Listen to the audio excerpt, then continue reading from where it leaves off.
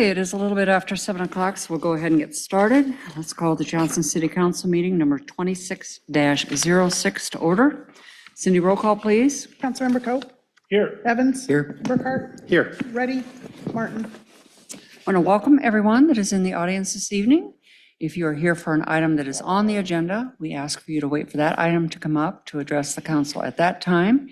If you're here for an item that is not on the agenda, there will be an opportunity under public communications to address the council. The next item on the agenda is the Pledge of Allegiance. And it looks like we do have at least one young person in the audience tonight. So we'd like to invite the young people that are with us to come forward and lead us in the Pledge of Allegiance.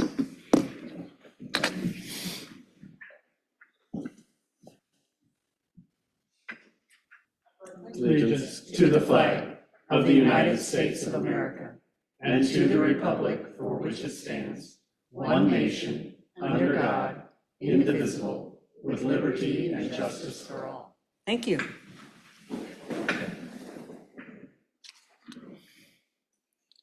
The next item on the agenda is the agenda approval. Mike, do we have any changes to the agenda? No changes this evening. I love that sun shining in that window tonight. Council, any changes to the agenda? Seeing none, do we have a motion to approve the agenda? So moved. Second. We have a motion and a second. Cindy, vote please. Councilmember Evans. Yes. Burkhart. Yes. Cope. Yes. Motion passed. Moving on to public communications. We have one scheduled public communication this evening, and that is the oath of office for Police Lieutenant Blake Marshall. Chief?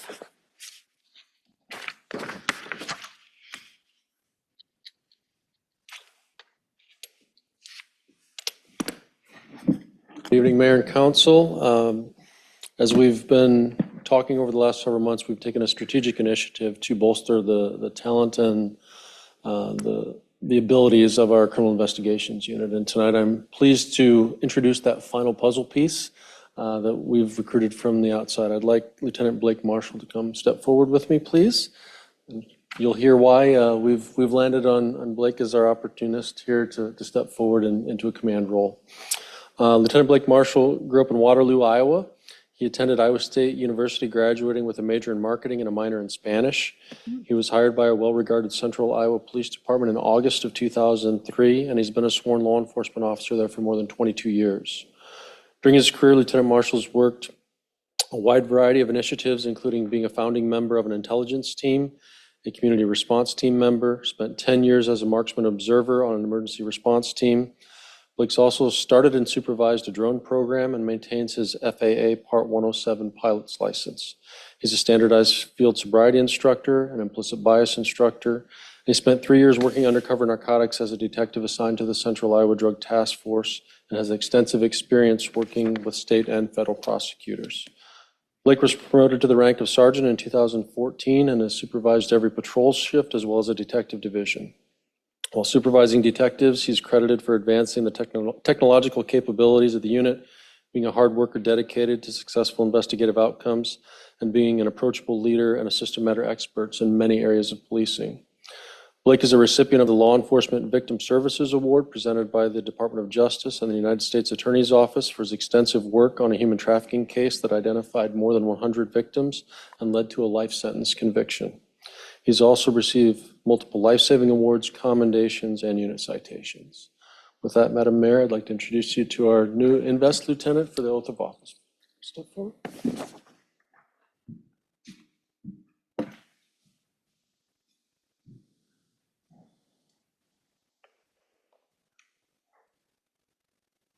You'll raise your right hand and repeat after me. I, Blake Marshall, solemnly swear that I will support the Constitution of the United States and the Constitution of the State of Iowa,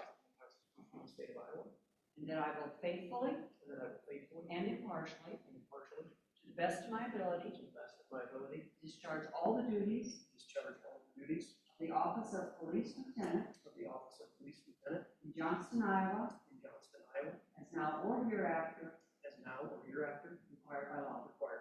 Congratulations.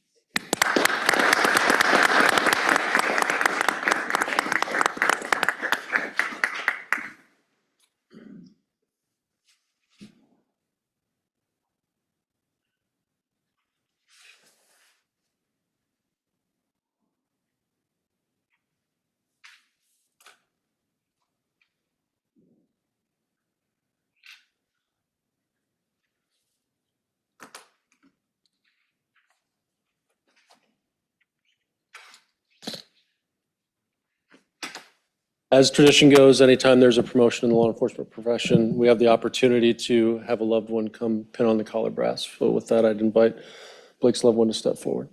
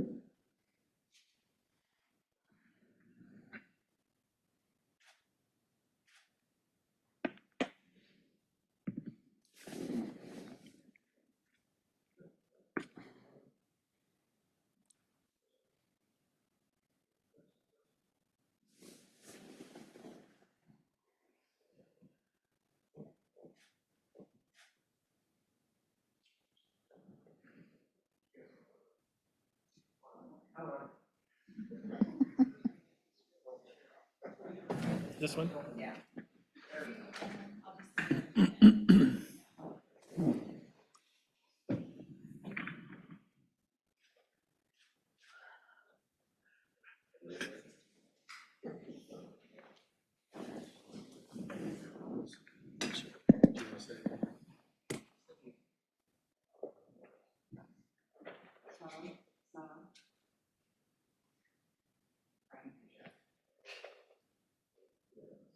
Thanks, Chief. Well, congratulations, Lieutenant Marshall. So glad to have you with us. You know, the chief just read off a long list of credentials and honors that you have received throughout your career. Pretty impressive. And we are just so excited to have you here. Our police officers hear this all the time, and the police chief hears this all the time, but we have an incredible police department here in Johnston, and you've joined one of the best. We've got a great police chief. We've got other members of the team, and you can see several of them here this evening. You can, you know, just because of their presence here tonight, you know that it's a very supportive team that we have at the department, and a very appreciative community. Our community really supports our police officers in this community, and you'll feel that when you're out there. So. Again, you know, the council and the chief and the police have heard me say this a gazillion times. You know, public safety is a priority in this community. And, you know, if I say it all the time, but if our residents don't feel that they're safe on the streets, in their homes, or in their schools, then nothing else matters. So we know you're up to the task. And we really appreciate the fact that you have chosen the Johnston Police Department to be your place of employment. So again, congratulations, and we're really excited to have you here. You bet. You bet.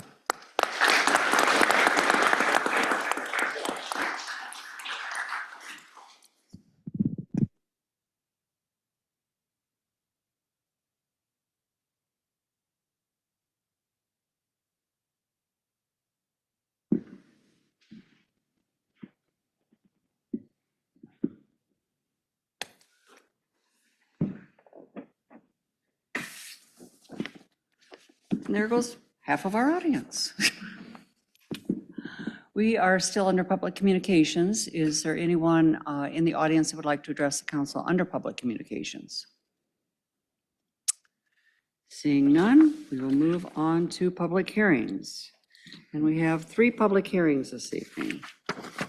The first one for A, to conduct a public hearing on the matter of adoption of plans, specifications, form of contract, and estimate of costs for the Northwest 62nd Avenue improvements, Northwest 54th Court, and Northwest Beaver Drive, and consider resolution number 26-43, adopting plans, specifications, form of contract, and estimate of cost Consider the construction bids, consider resolution number 26-44, making award of construction contract, and consider resolution number 26-45, approving construction contract and bond. And we will open this public hearing at 7:13. Matt? Good evening, Mayor and members of the council. On March 10th, the city received bids for the Northwest 62nd Avenue Improvements Project. The project is located just south of City Hall here on 62nd Avenue between 54th Court and Northwest Beaver Drive. The project will reconstruct the current 2-lane rural section to a 3-lane urban section. And we will be upgrading our water, installing new storm sewer, and extending our sanitary sewer to the east as well. There will also be a bike trail that'll be on the south side of the project, continuing from the elementary school to Beaver Drive, as well as a sidewalk on the north side. The project had 3 bidders. The engineer's opinion of probable cost was $7,309,358.25. The low bid received was $7,220,896.97. The certified bid tab does show that All Star Concrete is the low bidder. Staff and the engineer would recommend awarding the contract. I'd be happy to answer any questions. Does council have any questions for Matt? Mayor, I do have one. Okay. Matt, perhaps this is a description of this is embedded somewhere in our packet, and I apologize if it is. There's an attachment that's included that is, it starts with the file name DSP_, but it ends with 62nd Avenue Street Trees.pdf. In fact, it's the one that's up right now. Could you comment on that file? Yeah, I was going to cover that here at the end if there were no other questions. I know that council has talked about needing to put street trees through this corridor. So we did have the engineer take a look at the corridor, and where you do see the red X's on the display is where we could put street trees based on the utility relocations. You can see there in that legend, we do have some private and public utilities that we'll have to work through. This would be a separate project after we reconstruct.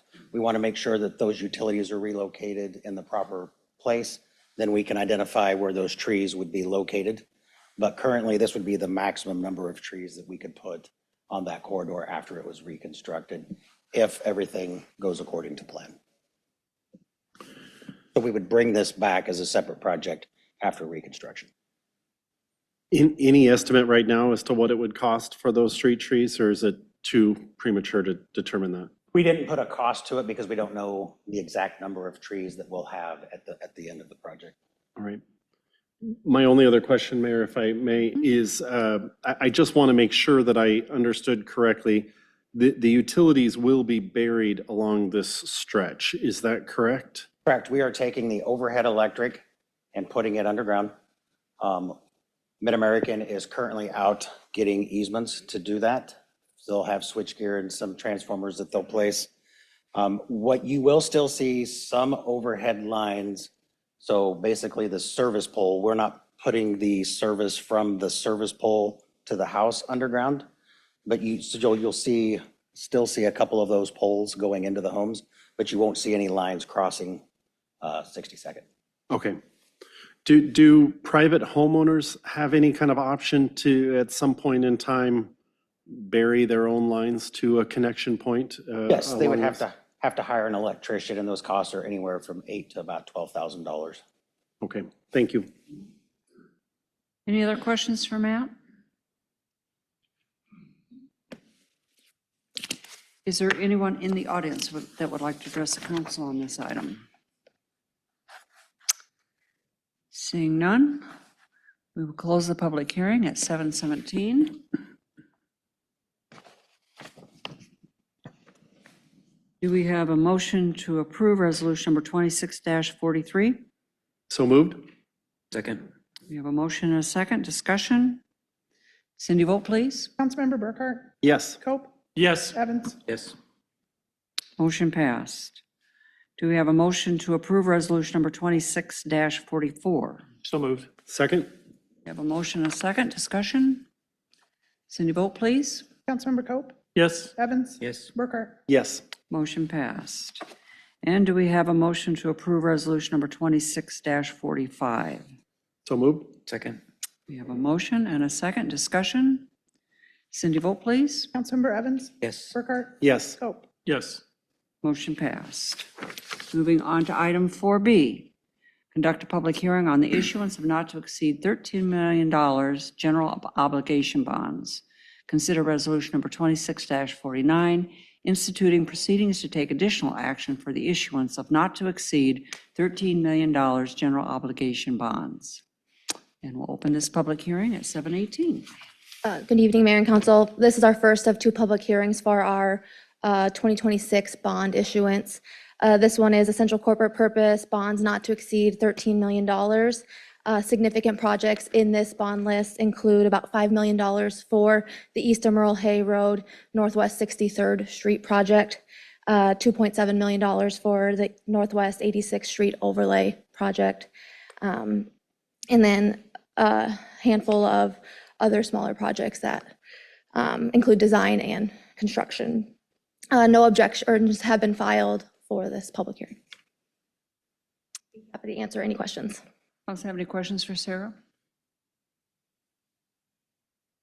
Seeing none, this is a public hearing. Is there anyone in the audience that would like to address the council? Seeing none, we'll close the public hearing at 7:19. Do we have a motion to approve resolution number 26-49? So moved. Second. We have a motion and a second. Discussion? Cindy, vote please. Councilmember Burkhart? Yes. Cope? Yes. Evans? Yes. Motion passed. Item 4C, conduct a public hearing on the issuance of not to exceed $1.6 million general obligation urban renewal bonds for essential corporate urban renewal purposes, and consider resolution number 26-50, instituting proceedings to take additional action for the issuance of not to exceed 1.6 million general obligation urban renewal bonds. We'll open this public hearing at 7:20. Mayor and Council, this public hearing is for the urban renewal piece of the 2026 bond issuance. Specifically, this is in our East Central TIF district for Northwest 62nd Avenue project. Be happy to answer any questions. Else have any questions? Seeing none. Any comments from the audience? Seeing none. Do we have a motion to approve resolution number 26 let's close this public hearing at 7:21. Do we have a motion to approve resolution number 26-50? So moved. Second? We have a motion and a second. Discussion. Cindy, vote please. Councilmember Evans? Yes. Burkhart? Yes. Cope? Yes. Motion passed. Moving on to the consent agenda. Do we have a motion to approve the consent agenda? So moved. Second. We have a motion and a second. Cindy, vote please. Councilmember Cope? Yes. Evans? Yes. Burkhart? Yes. Motion passed. I will just point out to the council and to those in the audience that there were a number of reports that were filed as part of the consent agenda. So if you have an interest in any of the items relating to those reports, I would just commend those to you. Moving on to the non-consent agenda. Item 7A, consider approval of the following items related to PZ case 25-34, resolution number 26-52, approving the site plan and preliminary plat for 5665 West Parkway. Resolution number 26-53, approving a stormwater management facilities maintenance agreement for the West Park Office Plaza Plat 5. Resolution number 26-54, a resolution approving the final plat for West Park Office Plaza Plat 5. Mayor, good evening, Council. Daniel David Kinzer has submitted the following site plan and preliminary plat for a property legally known as lots 4, 5, and 6 of West Office Park Plaza Plat 1. The proposed development includes 9,812 square feet of retail building. The property was originally zoned IC, or that Industrial Commerce Park zoning district. It was later rezoned to the PUD known as West Park in September of 2003. The property was then later rezoned from a PUD to the E1 General Employment District, and then was later rezoned from the E1 General Employment District to our E2 district. The site complies with all bulk regulations for the front yard setback of 30 feet, a rear yard setback of 35 feet, a side yard setback of 10 feet, minimum lot area of 20,000 square feet, and a minimum lot width of 100 square feet, of 100 feet. The development area does not include any existing trees exceeding 6-inch caliper diameter that require preservation. The total property area is 66,612 square feet with a requirement to dedicate 25% or 15,653 to open space. The proposed site plan exceeds that requirement by providing 56.1% or 35,125 square feet. There are 16 trees and 16 shrubs that are required to be planted. The proposed is 16 trees and 16 shrubs. That's calculated at 1 overstory or evergreen and 1 shrub per 1,000 square feet of required open space. There are no buffers required for this project. The site is accessed via West Parkway and Northwest 96th Street, with parking for the development calculated at a ratio of 1 parking stall for 300 square feet. So at 9,812 square feet, there's 33 stalls that are required. The proposed development includes 40 parking spaces, which includes 2 ADA, as well as 1 EV conduit-ready charging space. Bicycle parking is provided. The site is serviced by city water and sanitary sewers from West Parkway and Northwest 96, with all internal lines and mains being private. The building has been reviewed by fire and meets all fire protection services.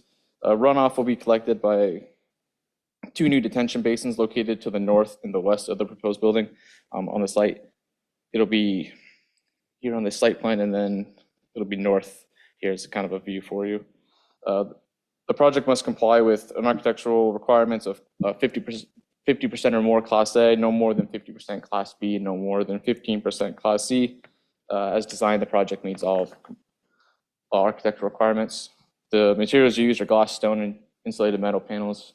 I can answer any questions you may have. We also have a member from the developments team here as well.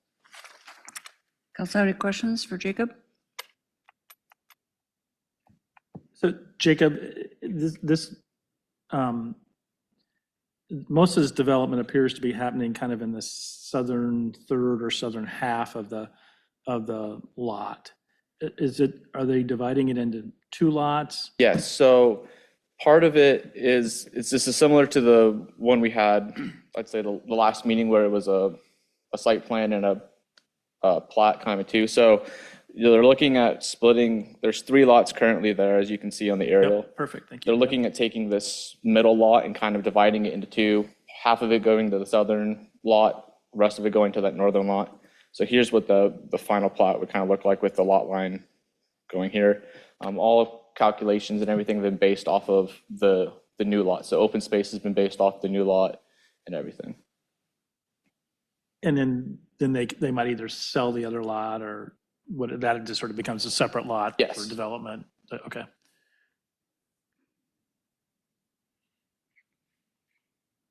But the stormwater,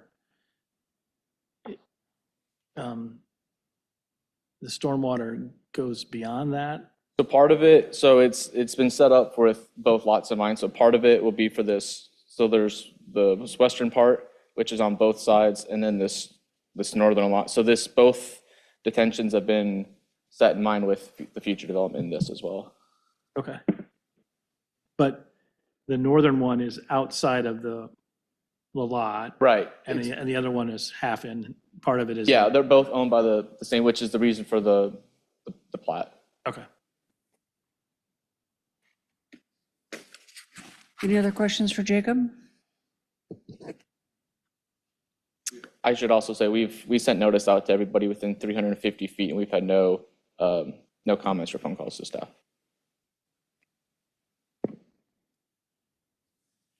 Is there anyone in the audience that would like to address the council on this item?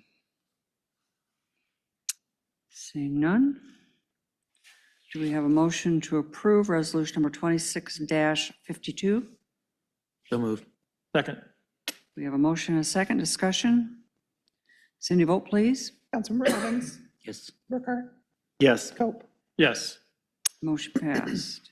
Do we have a motion to approve resolution number 26-53? So moved. Second. We have a motion and a second. Discussion. Cindy, vote please. Councilmember Burkhart, Yes. Cope, Yes. Evans, Yes. Motion passed. And do we have a motion to approve resolution number 26-54? Move approval. Second. We have a motion and a second. Discussion. Cindy, vote please. Councilmember Cope, Yes. Evans, Yes. Burkhart, Yes. Motion passed.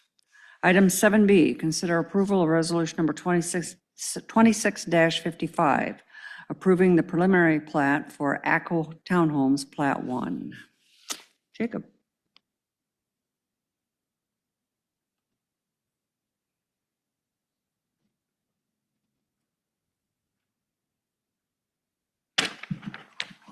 So the applicant, ACO Unlimited, is proposing to subdivide 11.12 acres into 48 lots for twin homes, 2 outlots for stormwater detention, and then 1 public street lot. The subject property is located at 5270 Northwest 57th Avenue. The background on this property, there was a proposed rezoning last year in May of 2025 for the northern portion of this lot.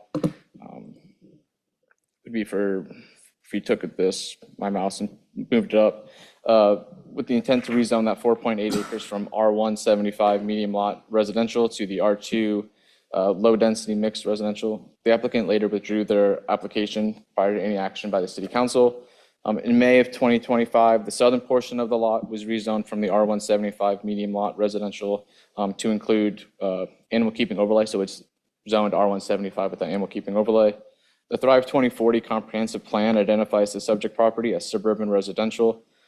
These land uses defined in the comp plan include housing with densities that genuinely range from 2 to 4 units per acre.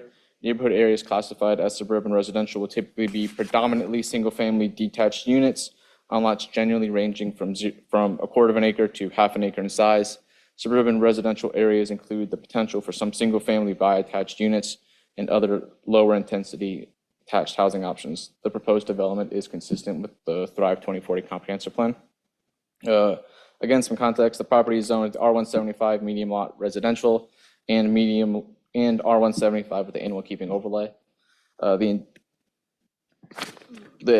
proposed development meets all setback and all bulk regulations with the front setbacks of 35 feet, side yard setbacks of 8 feet, rear yard setbacks of 35 feet, minimum lot areas not at least 6,250 square feet and a minimum lot width of 50. The development area does not include any existing trees that exceed 6-inch caliper diameter or greater that require preservation. There are some trees along the outskirts that are being preserved, which would maintain proper protection at the minimum of 60% for that route. The proposed development includes 3 new roadways. Each roadway will serve this development only and connect back to the greater city road network. There will be 1 connection at Northwest 57th Avenue and 1 connection at Northwest 55th Avenue. All street lots are 60-foot right-of-way width, and all roadway sections will be 26 wide pavement sections. Sidewalks are required on both sides of all public streets. The entire development will be serviced by public sanitary sewer, and the entire development will be serviced by public water mains with connections at both Northwest 57th and Northwest 55th. The area has been reviewed and meets all fire protection requirements. The runoff will be collected by 2 newly constructed detention basins on the north and south ends of the development. The subject property is not within any FEMA designated floodway. Per chapter 180.43 of the Johnston Code of Ordinances, it requires dedication of 5 acres of public parkland for every 1,000 residents added to the community. A parkland dedication would be required at the time of the final plat or site plan. For this development, the parkland dedication requirement was calculated at 48 lots. You came out to 93.79 people. There's a calculation that's 28,000 per acre. It comes out to about 13,134. The Parks Department has reviewed the property and is recommending the applicant provide an equal value alternative to land dedication. The Planning and Zoning Commission recommended approval at their last meeting. I can answer any questions. There's a member of the applicant team here. Again, we sent out noticed everybody within 350 feet. We have not heard any comments or complaints. We did get, I have had a couple phone calls just inquiring about potentially what's going here, but there's been no comments or no concerns. Council, any questions? Jacob, can you, where the Northwest 52nd Street comes in? And on the plat map here, it's just that street's just gonna just, yeah, right up there at the top left. You know, this portion right here? Mm-hmm. Is that, I mean, a fire truck turnaround, I mean, what's going on there? It's not a part of the development area. And we can just leave it like that? So there's a piece of land that's in between that's not owned by the city, so it would require the city to purchase that. It meets all the fire regulations. I'd direct to David more about, I don't know exactly what the reasoning why it didn't, at the time, what the future was. Why there's for no that. tie-in, why the two aren't But there tied is, together? they don't own there's a piece of land there's a strip of land that's between them that the developer doesn't own.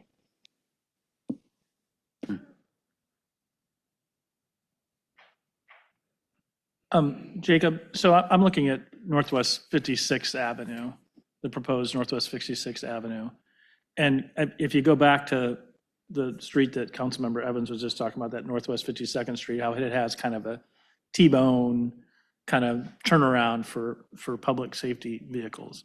But as I look at Northwest 56th Avenue, it just dead ends.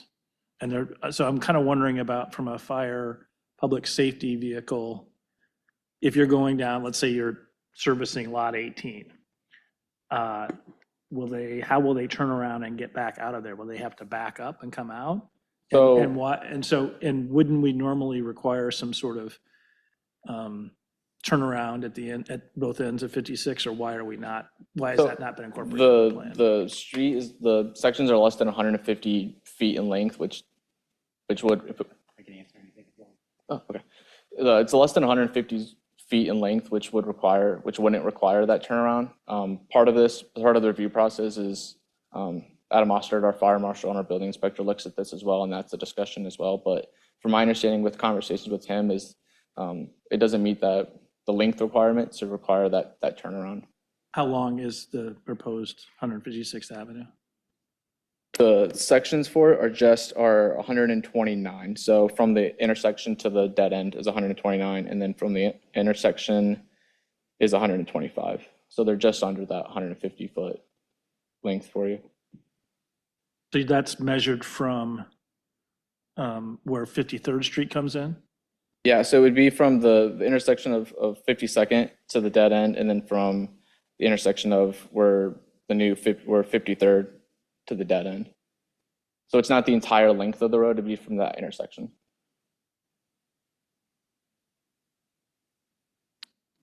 Jacob, on that vein, if you look at the western portion, the portion you have up right now, I'm just trying to look at the lot frontages for lots 34, 35, and 36. And I see 66 feet, 50 feet, 50 feet. And that lot 34, its eastern boundary looks just slightly past the midpoint of street lot A.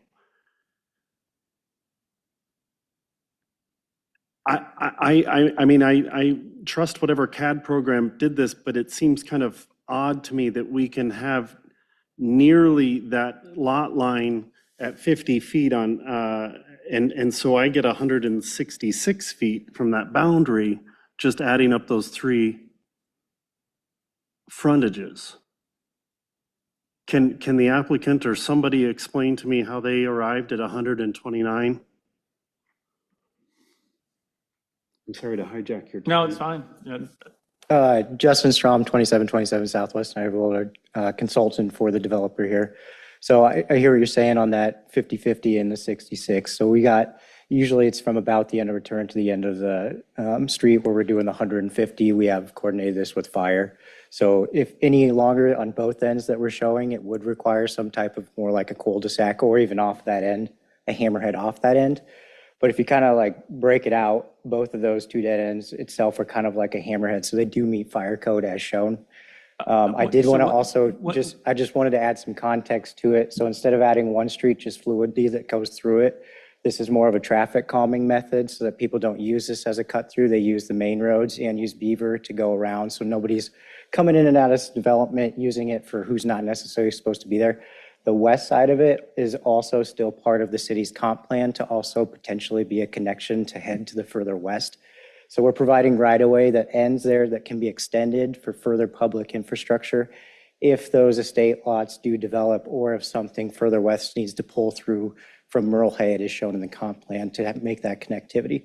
So we're doing it both to provide more connectivity to the west and for traffic calming. And to the east, it's already fully developed and the city has kind of indicated that they wouldn't push through to Beaver from this indication. So we're maintaining the comp plan and providing a traffic calming method with this layout. I want to get back, you quickly passed by the explanation. Is that not greater than 150 from the center line of street lot A to the west? Yes, if you went center line to the very end of the street, and we can pull that back if we need to, but we're usually doing end of return to end of street. We're trying to get that as close as we can so the city doesn't have to install 10 more feet that we don't pull it to extend it potentially in the future. But if we coordinate with fire and they want that to be pulled back further, we can pull that back further. It just needs to service a driveway to lot 36 in the middle. So it's currently not in compliance because it's greater than 150 feet. It's our understanding it is, but we can have that conversation with fire again. We're usually going end of return to end of street. Point out if you would, or somehow give indication. So we have What is the 25-foot radiuses and there's also a half street. So the street's 29 feet wide. So we're going more so not from here, but from end of return where, like this is full access to get around. So we're more so doing it from here to here. So even though you're getting 166 from middle of lot, we have there's a 5-foot buffer in here. So even from here to here, we're at 161. And then there's half of a road. So even from the edge of road where you're getting 14 and a half, edge of road from here is less than 150. So I understand where you're going from measurement from center of lot, which looks to be about center of road, which is past center of road here. You got a 5-foot buffer here. You got half the road for buffer here. You got the end of return. So the actual measurement for end of return from meeting fire code is met. Less than 150. Jacob, is our ordinance from center of road or is it from return? It would be from, I believe it would, Justin would be correct. It would be from center return. I more likely spoke incorrectly. Can we get some clarification on that?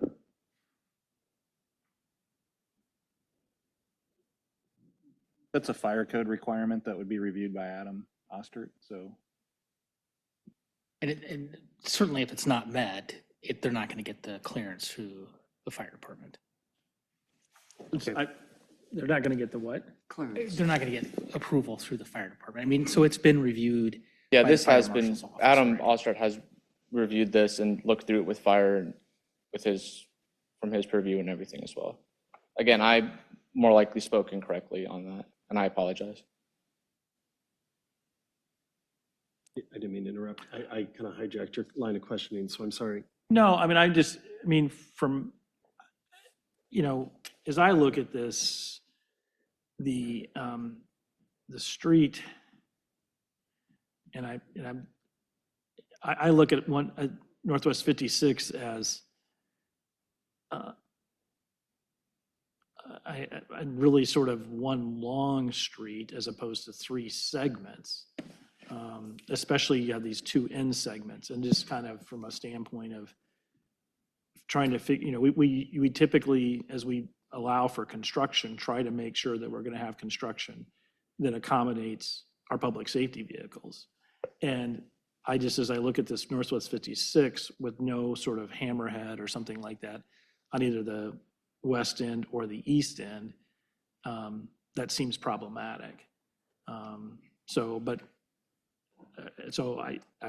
to me, I get that staff has said they're okay with it, which I think that's what you're saying, Mike. Yes, I mean, it would be staff looking at the code, what the code requires, and saying, yes, this meets the code requirement. So I mean, if that is what our code standard is, and they've signed off on it, it's difficult for us to now require additional standards at this point. And by staff, Mike, you're referring to the fire marshal. Yes. Right, so everybody involved in review is the Community Development Department, Adam Monster from our fire, Jeff, we send it to Parks, we send it to Public Works, send it to both, so. So our fire marshal has reviewed this, he's gone through his process, and he says Yep. it meets our requirements. Yes, that is correct. Yeah, I'm still not comfortable with it. I'll vote for it, but I think it's not a good, not right. I'll vote for it, but I don't think we're setting the right approach here. So I'll make that clear. So that would require a policy change. Yeah, I'd look forward to making that policy change because I think this is not well done on our part. Mayor, I do have other questions, but Okay. Councilmember Coate, if you had others. I'm done. Okay. There was reference to the comp plan future use, land use map, and some kind of pride in trying to make sure that we understood that this proposed Northwest 56th Avenue segment could maintain a stretch back to the west with regard to future Pioneer Parkway. Councilmember Evans already pointed out that there is a hammerhead on Northwest 92nd, and if you look at the elevation on page 3 or any number of the pages, there already is, and I know this is outside of the developer's land, but there already is a statement that says Pioneer Parkway Future Street. Was there any attempt to ever try to line up Northwest 56th Avenue with Pioneer Parkway Future Street? And I pose that question also because if you look at the future land use map that's depicted right now, the proposed or grade right-of-way appears to push all the way up to the border on that kind of north area before that small sliver that's owned by Advantage Homes. And that isn't, though, what I see depicted in the actual proposal before us. That Northwest 56th Avenue is not actually touching that kind of north border jog there. It's actually offset.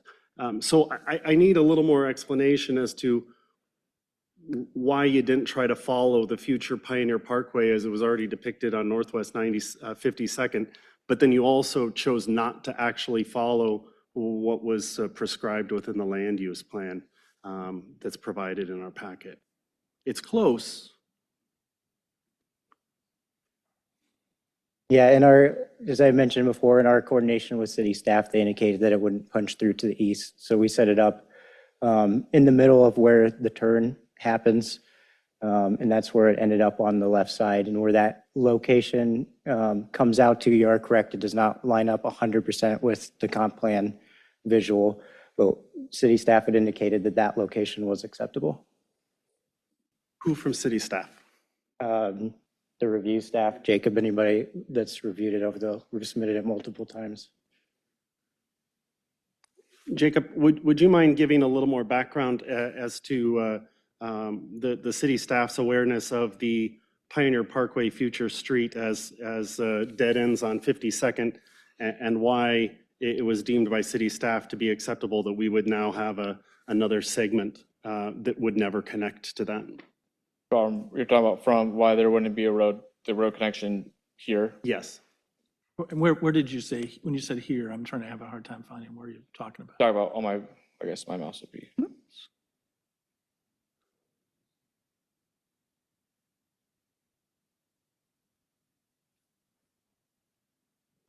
Page 3 of that utility plan, maybe the,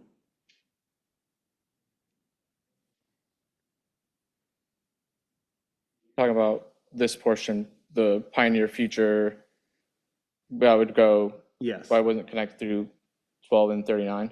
yes. Mostly due to, as what Justin has said, it's the street calming aspect of it. There would be, you're having a horizontal road on the lot there. So having it come down and how it is street calming, which it's going to keep people from using it as a thoroughfare. And then additionally, you're having a street horizontally, then you'd have another street. I'm not following you. I understand the premise of street calming.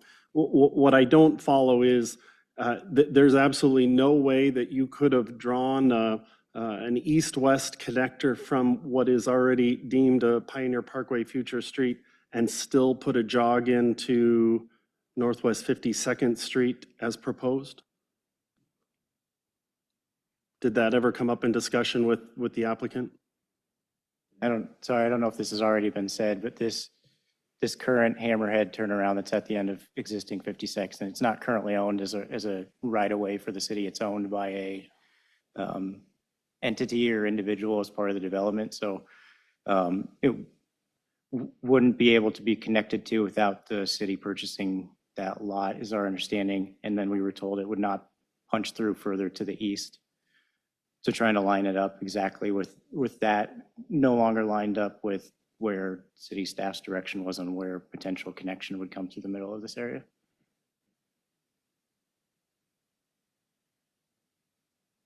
Give some historical perspective.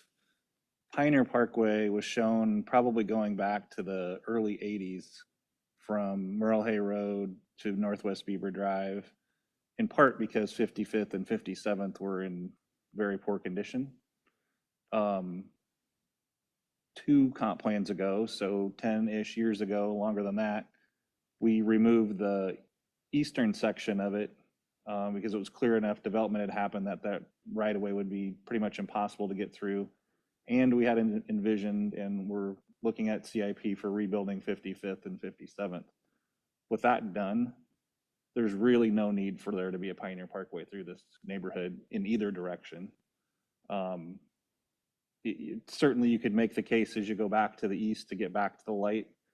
But if you look at that comp plan map, you're crossing, 12 or whatever property owners, and that alignment follows along a property line. So there's separate owners on the north side and the south side.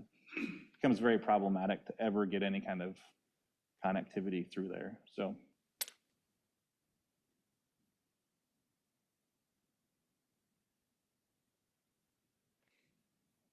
My thinking is slightly different, only from the standpoint of those are incredibly deep lots as it appears. And so if redevelopment were to happen within that area, potentially making more affordable lot sizes at some point in time would provide frontage to those if they were to be replatted at some point or cut.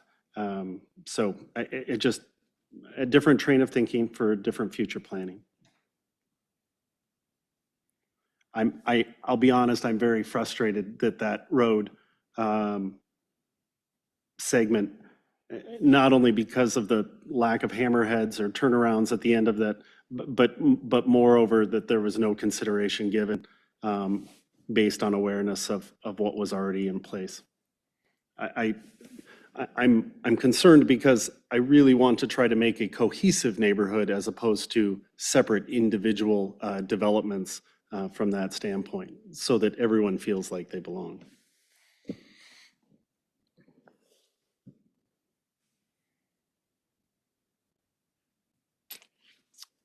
Any other questions for Jacob? I have one more. You did mention a couple of times the animal overlay on that southern portion. That will no longer be in effect because of lot size, is that correct? Yeah, it would still be in effect, but it would still have to meet all the requirements for the overlay district. So anything in that overlay district that would require set lot sizes or set requirements would still have to be met. Okay.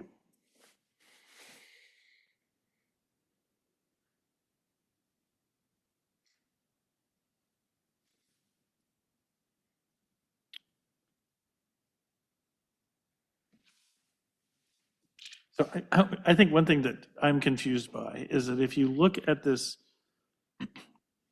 future land use map diagram that we have in front of us, it appears that Pioneer Parkway runs in a straight line to the east. But then if you look at the diagram, the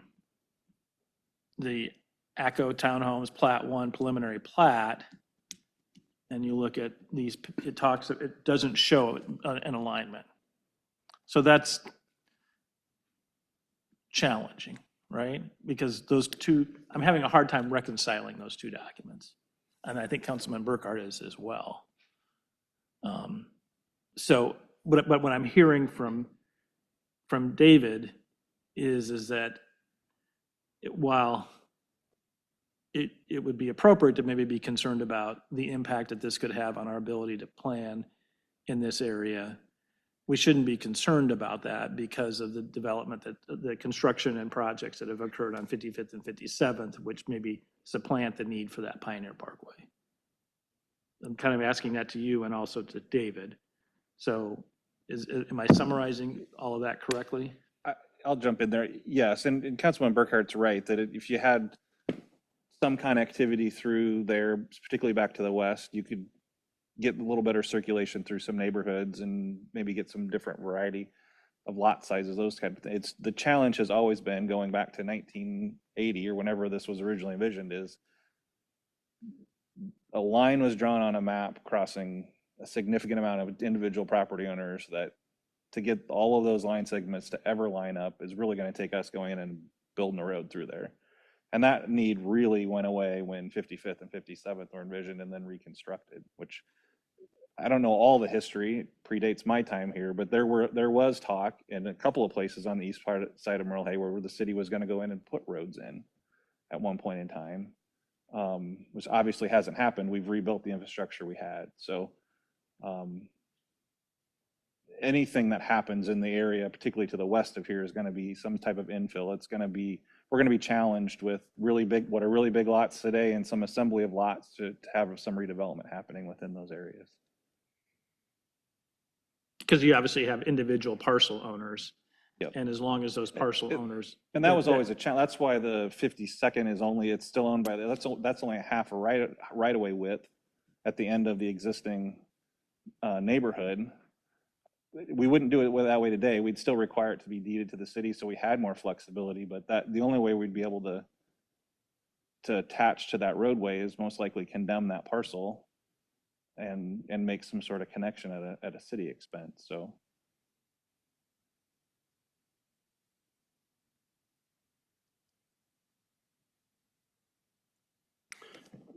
David, I don't know if I should use the aerial that's on the kind of cover of the utility plan proposal for the Plat 1, but when you look to the west,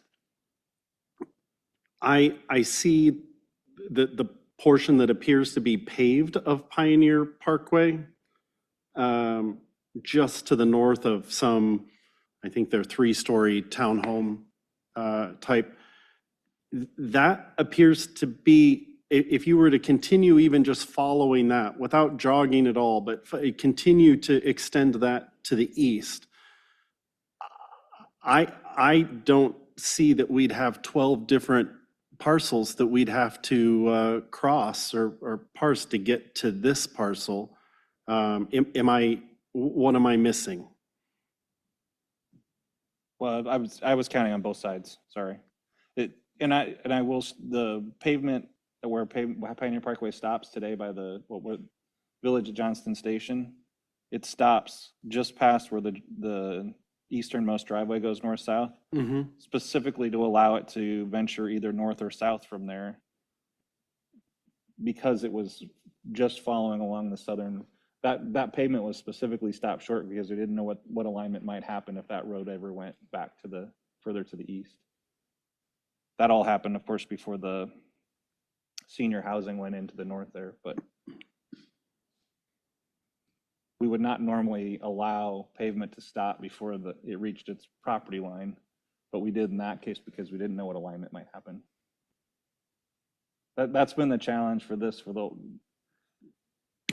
drawing a line across with somebody's, multiple backyards is not ideal to show for a future road alignment, so.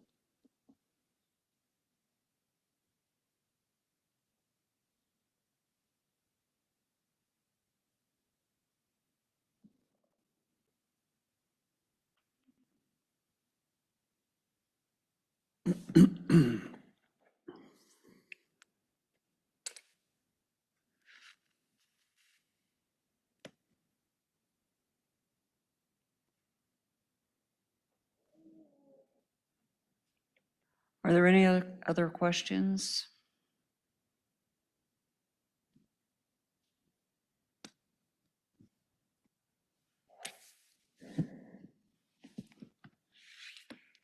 Let me ask the council. We only have 3 council members here this evening. And for this to pass, it would require a vote, an aye vote by all 3. Are we comfortable with moving this forward this evening? Or should we wait until we have other council members present? And I'm just trying to make sure I'm understanding. All we're approving tonight is the preliminary plat. That is correct. Which establishes basically the lot lines. It would still have to go a final plat. The final plat is what actually established legally those lot lines. But this is a one reading. It's a resolution. So if it's approved at this council meeting or a first addition, it's not a 3 reading item. Correct. But a final plat would still have to be required after the preliminary plat to legally have those lot lines.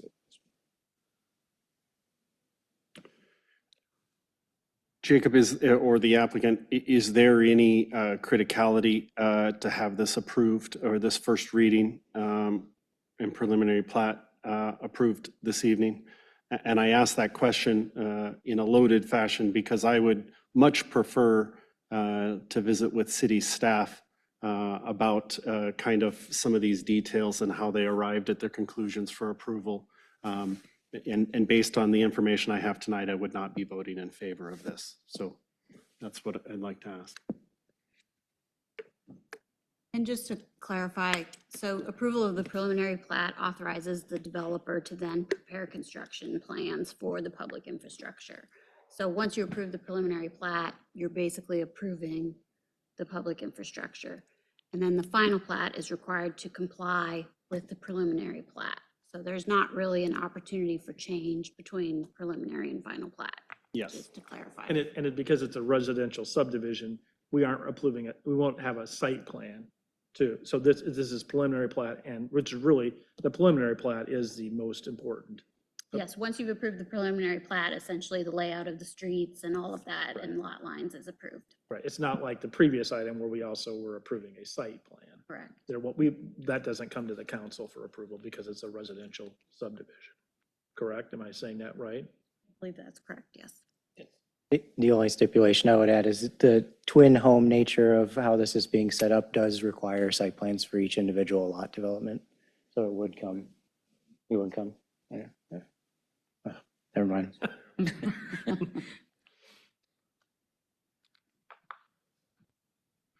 Well, it doesn't appear that we have 3 votes, so unless you're, So do you have a motion to table it? I'll make a motion to table.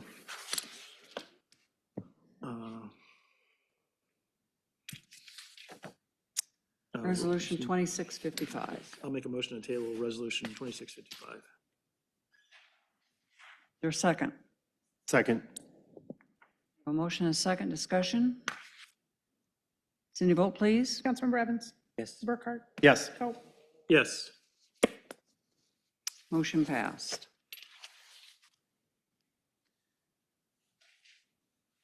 And Councilmember Burkhart, you're going to follow up and have some more conversation. Yes. Moving on to item 7C, consider approval of resolution number 26-58, approving and authorizing execution of amendment number 2 to the amended and restated purchase, sale, and development agreement by and between the City of Johnston and Johnston Golf Development, LLC. Good evening, Council, Mayor and Council. This evening, Mr. Alan Stoy, who is here this evening, a developer for the Bombers project, Johnston Golf Development LLC, is requesting an amendment to the current development agreement. The consideration this evening would be the 12th amendment or extension or a combination thereof to the development agreement. I included a little bit of history here. I do get those questions. A few of you had reached out about this agenda item, so I just included this information here. So prior to tonight, Council has approved 11 versions of the agreement and or amendments. So there is a performance deadline within the development agreement this evening. The current development agreement that's been approved or amendment, there's a performance deadline for March 31st for the developer to provide documentation showing sufficient equity to move forward with financing for the project. The developer has communicated they're not at that point yet, and they're asking for an extension. So there is for clarity, there is a performance deadline by March 31st. That is why this amendment is in front of you this evening. The request is for approximately a 6-month extension, which would extend this to September 30th to provide documentation for sufficient equity for the developer to move forward with financing. An extension to October 31st, approximately 1 month later, to close on that financing, which would be 7 months from now. And then once they close, there would be 60 days thereafter to procure steel, complete the foundations for the golf facility, which are complete, and then execute a contract or a GMP, a guaranteed maximum price, with a construction manager or a GC. So what we did is essentially extend these dates out by 6 months. These were terms already in the current agreement and amendment. This agreement also includes language for the developer to reimburse the city for any incurred legal fees since the last amendment. So that is something we did previously in the last amendment also. There is some language asking the developer to just basically acknowledge and reaffirm their awareness that the $48 million minimum assessment does take effect January 1, 2027. This is not a new addition. This is something already written in the development agreement. So it's a reaffirmation of an existing obligation. This applies regardless of the project moving forward or not. So if the improvements were not made, the $48 million minimum assessment would take effect January 1. This amendment also does consider some additional assurance for all the partners, including the city. What is in here is that the developer would secure an irrevocable letter of credit within approximately 30 days of today for $2,582,500. This is the specific price for the enhanced purchase price already in the development agreement. As a reminder, the enhanced purchase price is defined as the difference between the value of the land when we sold it to Johnston Golf Development LLC and the actual price they paid. So we sold it as a discount as part of the incentive package. So that's the definition of the enhanced purchase price. That enhanced purchase price has increased in this development agreement, specifically $125,000 even increase. And what that does is that protects the city's interest related to the prior tree removal allowance. The city had allowed additional trees to be removed beyond what we normally would, as long as there would be a reforestation of the property. And that is defined in our current development agreement. So They would be excused from that obligation if they did not move forward or if there was a default on the agreement. So this doesn't accomplish this specific goal of reforesting that property, but it does assure that there is some accountability for that reforestation. So the city would receive $125,000 if the development agreement was to go into default or developer decided not to move forward.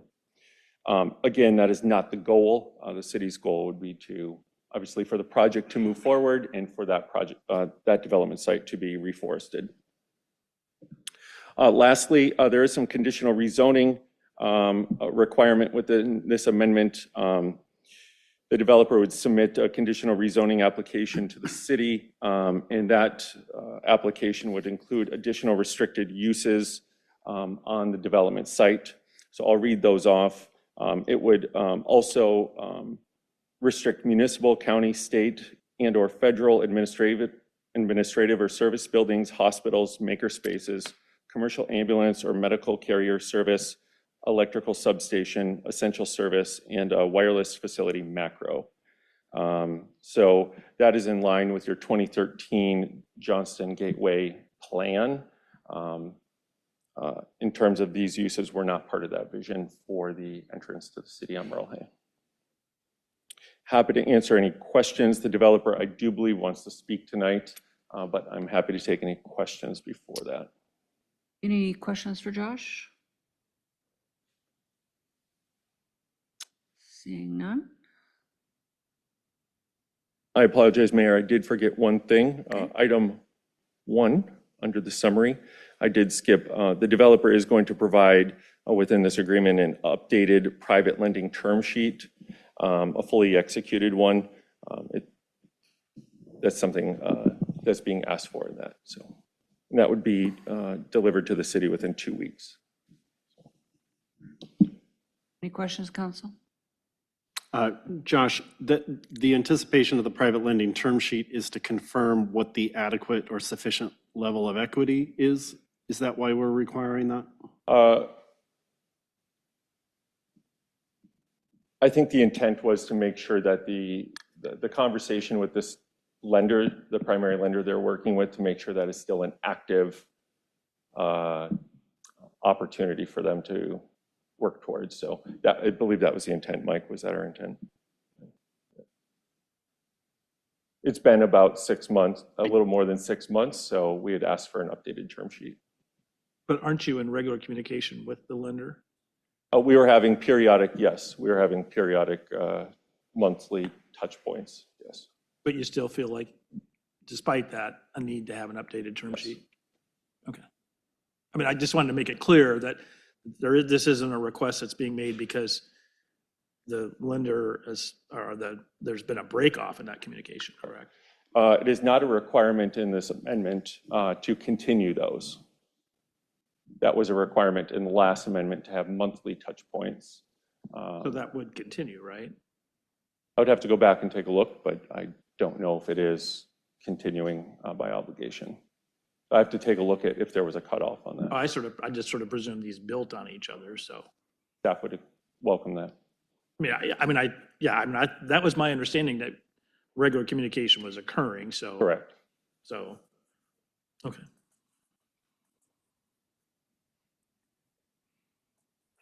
The developer has signed off on this amendment prior to council.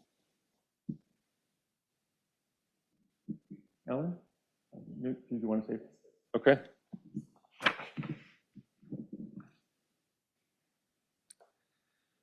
Hello. For the record, I'm Alan Stoy, the developer of Bombers. We have a few people here today with me. Nate Frangi of Forge Solutions, who is an investor and a partner in the project, as well as the owner's representative. Julie Bassman is here. She's an investor and the longest serving member of our advisory board.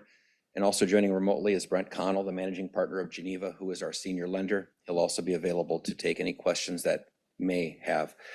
Thank you for the opportunity, Mayor, to address the council. And I'd take a few minutes just to express my appreciation and give a little bit of a background, I think, to where we're at. I do thank the city and the council for their support. It would be impossible to be where we're at right now without that support, without the hard work of the city staff on this. I know Josh did a lot of work in this last week, and it's much appreciated.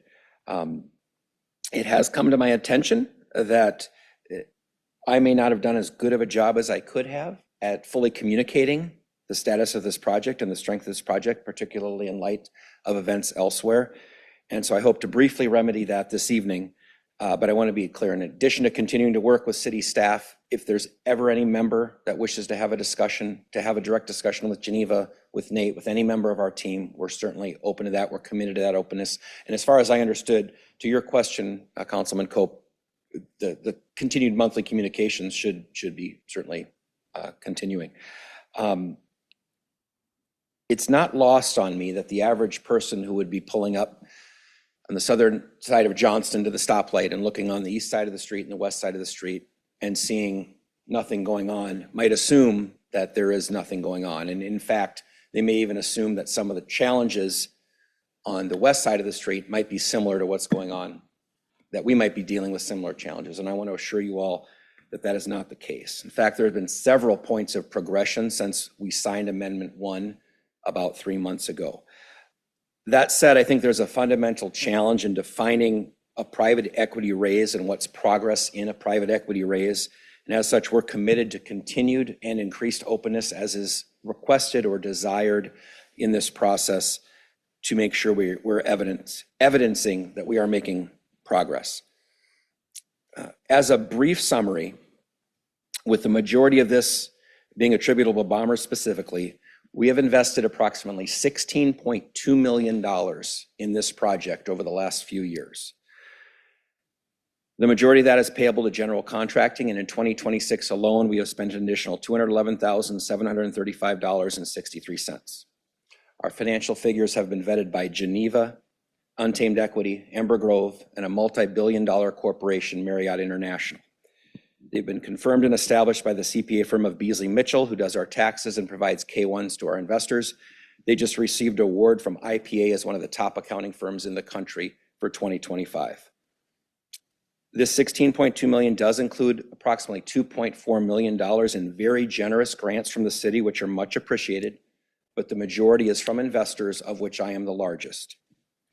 From these investors, I'd like to point out that I took the extra step of doing our raise, filing with the SEC as what's called a non-Reg D offering.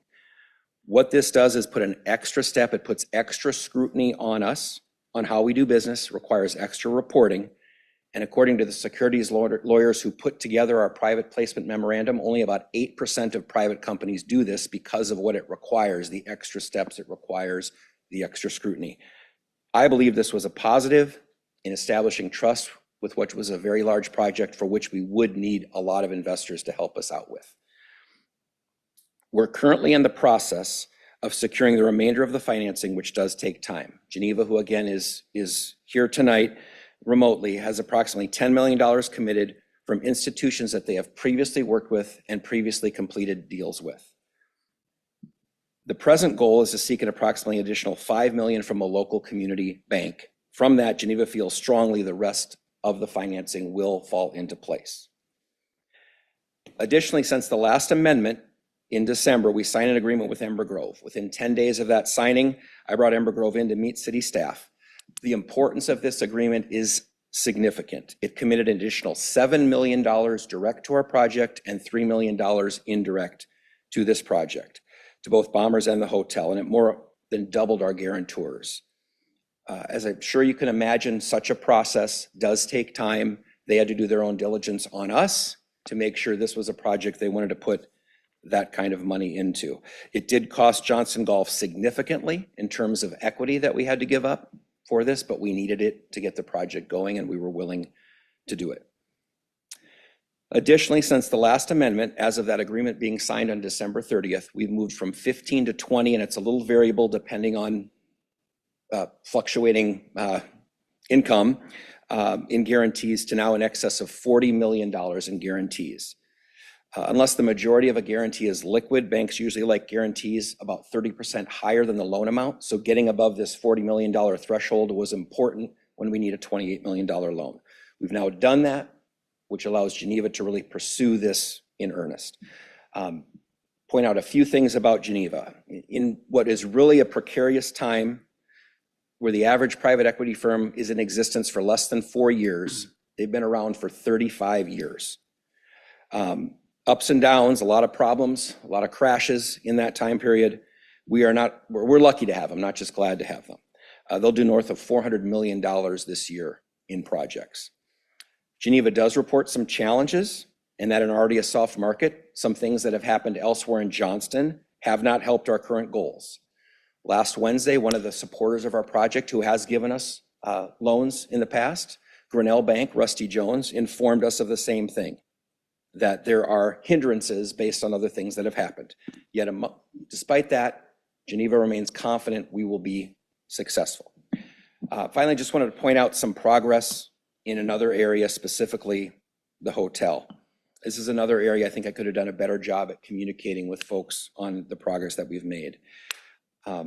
There was one hotel in particular there was a possibility of happening across the street. That hotel application was always owned by the firm Ember Grove, which we're now a partner, and whose application was transferred December 30th to our company. At the time, it was in the infancy stages of what was a refundable application. Essentially, for over a year, it had been sitting at the starting gate.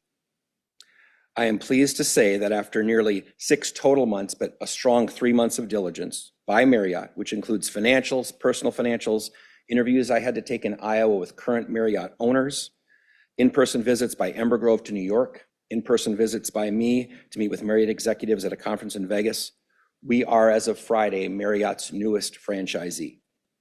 As we were told on Friday, less than 15% of the people who complete the refundable application ever get to the stage that Marriott says, you made it, we want you to be a franchisee. I think this is huge. Our marketing team of Bing Bang is currently working with the PR firm at Marriott, or Marriott's PR team, to craft a press release, but I think this is huge. This is the first public announcement of this. We've known it for a couple of days. I'm very happy about that.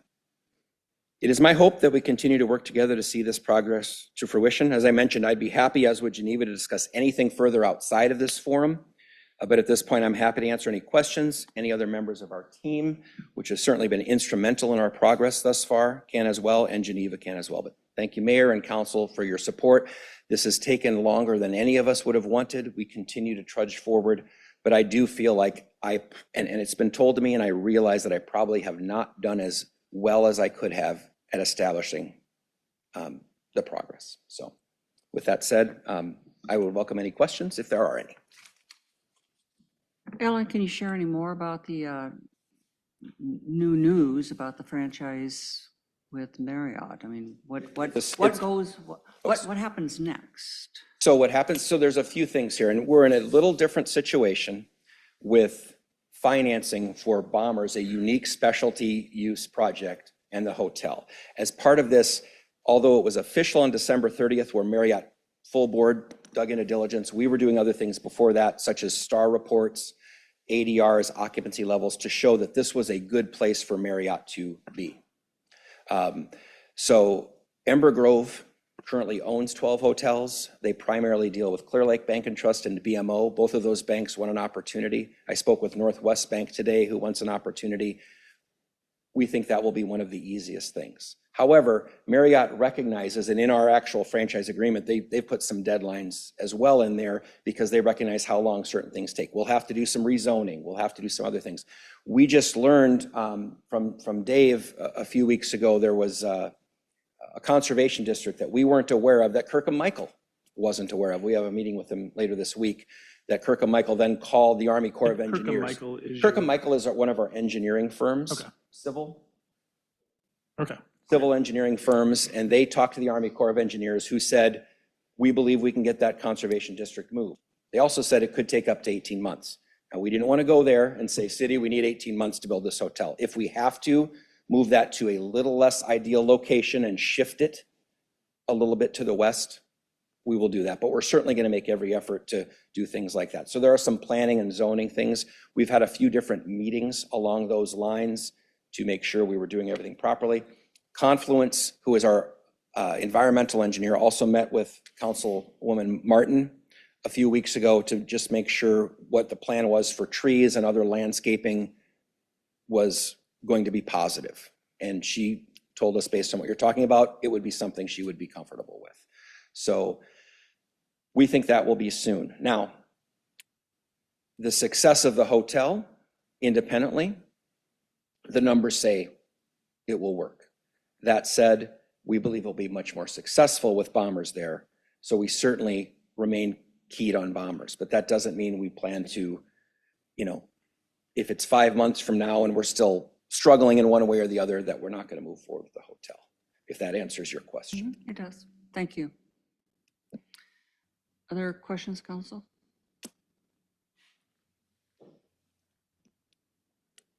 Quiet bunch tonight. Not really. Well, thank you. Well, We're making up for our absent council there you members. go. So. Well, Alan, thank you for the update. Thank you very much, Appreciate, Council. I that appreciate it. additional information. You bet. So, back to the agenda here. Do we have a motion to approve resolution number 26-58? So moved. Second. We have a motion and a second. Discussion? Cindy, vote please. Councilmember Burkhart? Yes. Coe? Yes. Evans? Yes. Motion passed. I keep waiting for other votes.